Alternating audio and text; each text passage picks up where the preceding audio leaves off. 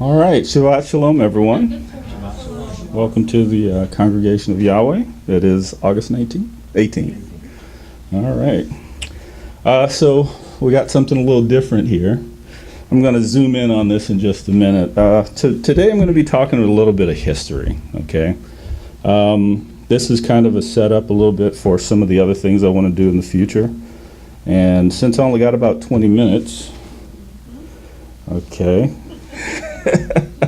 I figure this would be a good time to set up a little bit for some future things. So what I've done here, everybody remember Steve Buren? Mm-hmm. All right. He has a website called Theory Ben.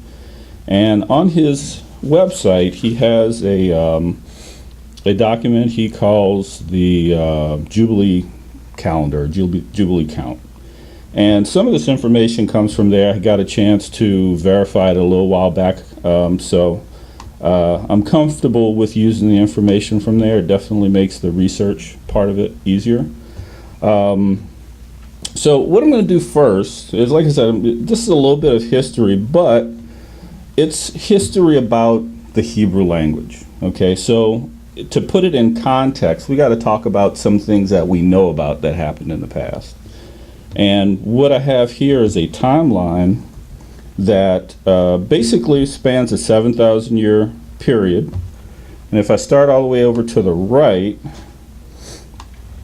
okay, we got 7,000 years here for as far to the right. That'll be 3000 AD or 3000 CE, depending upon what terminology you subscribe to. So everything else is in the past is going back towards the left. So if we look at now, we're in 2018. So seems like we don't have a whole lot of time. Look at all this time that's passed since the recorded history, and just not a whole lot of time left. So get yourself right. That's all I can say. So looking at here, it's 2018. This short amount of time ago, about almost 70 years, we found something called the Dead Sea Scrolls. And what the Dead Sea Scrolls is, it opened a window to 2,000 years back that we just didn't have before. There were several documents and pottery and a bunch of things that were about 2,000 years old and older that were found in this particular cave, and it gave a lot of insight that just wasn't available in the early part of the 20th century. So because we're talking about Hebrew as a language, I have up here modern Hebrew. Now, when I talk about modern Hebrew, I want to set the standpoint or the stage for what I'm talking about with modern Hebrew. There was a gentleman. His name was Eliezer ben Yehuda, or Yehuda, depending upon your vernacular, right? He is called the father of modern Hebrew. Do a little bit of research on him. He was a Zionist. He was not a very religious man. In fact, he was kicked out of synagogue on more than one occasion. But he had a passion and a fire to make Hebrew the national language of the nation of Israel.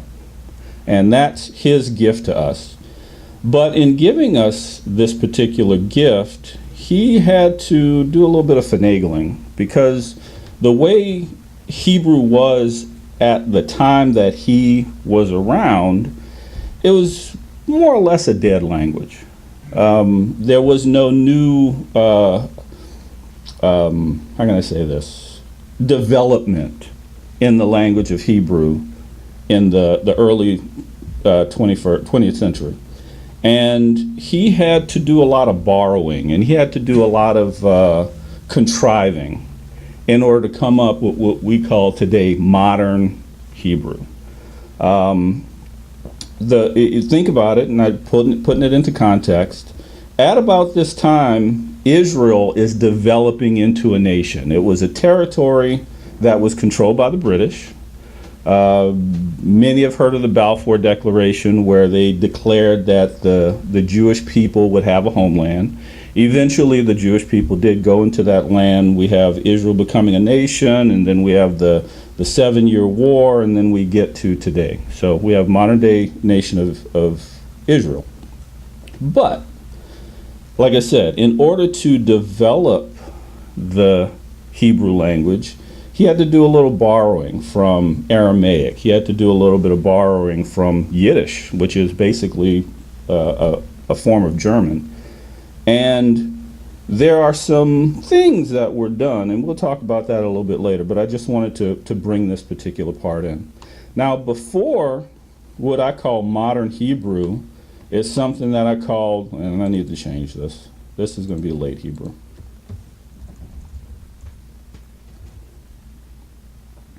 All right, late Hebrew. Now, during this part, starting about right here, so this is 1000 AD, and a little bit before that, we have a group of people called the Masoretes, and they gave us what's called the Masoretic text, or the Aleppo Codex. What they did is they took the Hebrew as they found it, which was actually written in Aramaic square script, and they added vowel points to make it easier for them to pronounce the words in Hebrew. One of the things that they did with this is, you have to realize they found the language as it was. This is, I don't know, some 4,000 years after the Hebrew language had been developed. So there had been some changes along the way, and they basically found a way to make the vowel points work so that they could pronounce it the way that they needed to for their time. All right, so we got the Masoretes during this time. Previous to that, we have something called Middle Hebrew. And this part here, let me see if I can just get a box, is the time of Middle Hebrew. Now, why is it called Middle Hebrew? The reason is because this is when Aramaic script was used to write the Hebrew language. Now, I want to give you a little bit of backdrop on this, and I'm gonna go over to just a second. Yeah, this is what I want. Can everybody see this? Okay, all together, I want you to read it out loud, all together. Read it. You ready? Exactly. There was a trick. I'm going to let you know it was a trick. This is Old English. This is English of about 800 years ago. This gives you an idea of how much a language can change in a short amount of time. How old is it? This is about 800 years old. This is Beowulf. Everybody's heard of Beowulf, right? Yeah, exactly. But we studied it in modern English, right? So this gives you an idea of how much a language can change in a few hundred years. Now, English has a close cousin. It's called German. The closest in the tree of languages, the closest relative that the English language has is the German language. It's also related to Latin, and if you realize Latin, German, English, and a few other Frisian, a few other languages, they all use the Latin script to write it. They sound different, but they use the Latin script to write these languages. And that is what happened with Hebrew a few thousand years ago. So let's go back to here. So here, this is about the time of Messiah. So this is 0. So this is about 2,000 years ago or so. So just before then, we have something interesting that happened. We have the nation of Israel. Now, as I go back, I'll explain a little bit more about it. But we have the nation of Israel. It's divided into 2 kingdoms. So we have Israel, and then we have Judah. Well, they didn't do what Yah wanted them to do, so Israel was eventually just removed. They were taken away by the Assyrian Empire. They were dispersed around the world. We don't even know where they are today. That's why we have the 10 lost tribes. All right? But Judah existed a little bit beyond that for 100, 150 years or so. And what happened is Jerusalem was destroyed, Judah was enslaved, and they were brought into Babylonian captivity. During that time, now Babylon is Assyria. They are Syrians by modern day English. They speak Aramaic. Well, they used to speak Aramaic. A lot of them speak, what is it? Cajun? Akkadian? No. K-A-I-D-I-A-N. Oh, that was even before. That's not modern. So in any case, so the Hebrews that were left, the Jews, the descendants of Judah. So basically at the breaking up of the kingdom, you had Judah, Benjamin, and part of Levi became the kingdom of Judah, Yahudah. That particular group of people were enslaved by the Assyrians. The Assyrians, their language is Aramaic. It was during this period of time, let's see if I can get a good square. This period of time here that Hebrew started to be written in the Aramaic script. At this time, there were no vowel points. Okay, so we have, let me go here. We have what I call here the Middle Hebrew. This is just Aramaic square script. Then, when the Mezerites came, vowel points were added. Well, you might ask yourself, what was Hebrew written in prior to this time, before they went into captivity? We have Paleo Hebrew here. Paleo Hebrew is also known as the Phoenician Script. This form of Hebrew started to be used at about the time of the early part of the kingdom when it was still all one nation. So if we go back just a little bit farther, I have here David. This starting from 0, okay? So this was 2859, starting from 0. So that was about, let's see, this is 6,000, so that's 1,000, 2,000, 3,000, 4,000, about 4,500 years ago. We have King David, well, 4,250 years ago, about. We have King David, Saul before that, a united kingdom. Solomon comes in, and then the kingdom is broken. It was during this time, from here to here. You need to correct your AD there. That should be 1000 BC. That's what's throwing me. Oh, sorry. Too much copying. You're right. Thank you. You're welcome. That's what I was looking at again. BC. Thank you. All right. I appreciate that. All right. So, now at this time, one of the things, after David kind of secured the borders of Israel, you remember that Solomon started to make a lot of treaties with the nations around him. It brought peace, but it also brought in new ideas, new languages, false gods, you know, the run-of-the-mill stuff that comes in. So the one thing that I see as kind of a constant thing that I'm kind of noticing is that here, Hebrew was changed, but it seemed to be more corrupted by the nations around them. Same thing happened when they went into captivity here. There was a corruption that was brought into the Hebrew language, and the easiest way to see the corruption was by the change of the script. Previous to that, we have something that's called Ancient Hebrew. Ancient Hebrew was pictographic. It kind of looks like Egyptian hieroglyphs, only not so elaborate. And I'm going to go into that, and I'm going to go into that right now. And then what I'm going to do is I'm going to trace backwards a little bit. Hebrew.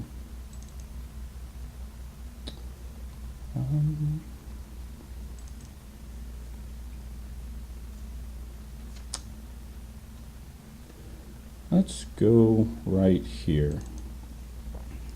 See if I can get this picture to come up. All right, we're going to have to zoom this in, obviously. All right, so if you notice these characters, they're definitely, this one looks like a head. This one might look like a cow's head or a bull's head. This one kind of looks like a stick, maybe a little bit.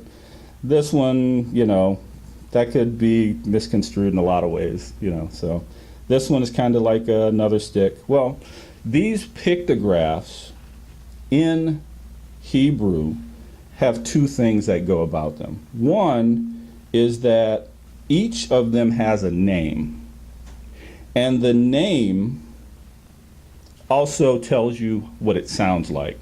For example, this one is the shape of a head, and it's called the resh.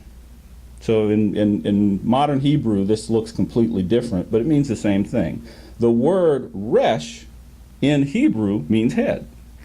You know, it could be the top of a mountain, or it can be a person's head. This is called the aleph. It is a bull or a cow, or, you know, some type of animal with horns. It denotes strength, but the word aleph and the name of this character are the exact same thing. They derive from. This is a lamed. This is a shepherd's staff. Okay? This is a yod. It is supposed to look like a hand. I guess it's kind of like that, like stick figure hand with the thumb coming up. This is a shin. This is supposed to look like teeth. As the Hebrew letters develop, these letters also develop more. So let's go here. So timeline-wise, let's see if I can zoom this in. Where's my plus?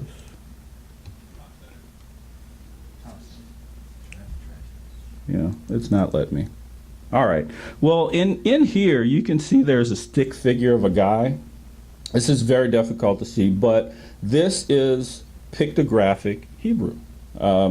This was found in Wadi El Hol. It's about 20th century BC, so it's about 4,000 years old. This is written in early Semitic in the pictographic Hebrew style. Now, the good thing about this is I can just go right? It's going to let me? Yeah, there we go.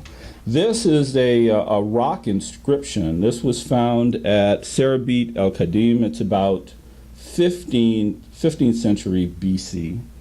So that's about 3,500 years ago. Okay, this is how that script developed. Let me see, let me go to the next one.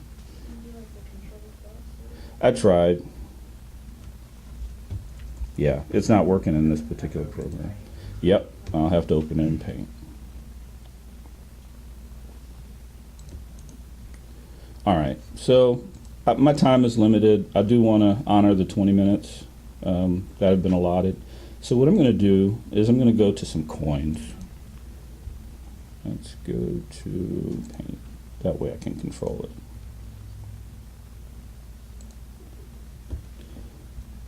All right, this is one of the earliest known coins to have been found. If you look, there's some printed characters. These characters would be considered Middle Hebrew characters. This would be Phoenician Alphabet. All right. Now, if I'm going to go to, let's just open this. All right, so this is Phoenician Script. This is a 5 shekel piece. If you wanted to get it, you can get it for the lowly price of $200,000. I mean, you know, just pocket change, right? I mean, it's just change. This was found and to have been minted during the Jewish war at about 70 AD. So at the time of the temple being destroyed, and maybe a little bit before, this is the type of coin that was minted in Jerusalem. And you can see that looks like a shepherd's staff, and then we have some other kind of stick writing. This is characteristic of Paleo Hebrew, which is the Phoenician script. All right, let's go back here. So we have a pictographic version. This was, in my opinion, this is my opinion, this is what you would call true Hebrew. This is the Hebrew that you would find that Moses would have written, that most of the judges would have understood. And the pronunciation back then, we have to realize this was thousands of years ago, is a bit different from what we call modern Hebrew. For example, and I'm gonna pick at a little something right now, so just be prepared. We are familiar with a term called capital G-O-D, right? In Hebrew, that word would be Gimel Dalet. Okay, Gimel has a G sound, Dalet has a D sound. Because of how Hebrew works, after the Gimel, you give it. It was understood and known that the Aleph sound was between those two consonants.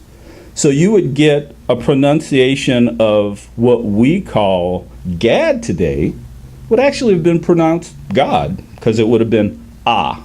It wouldn't have been ah, like we have in modern English.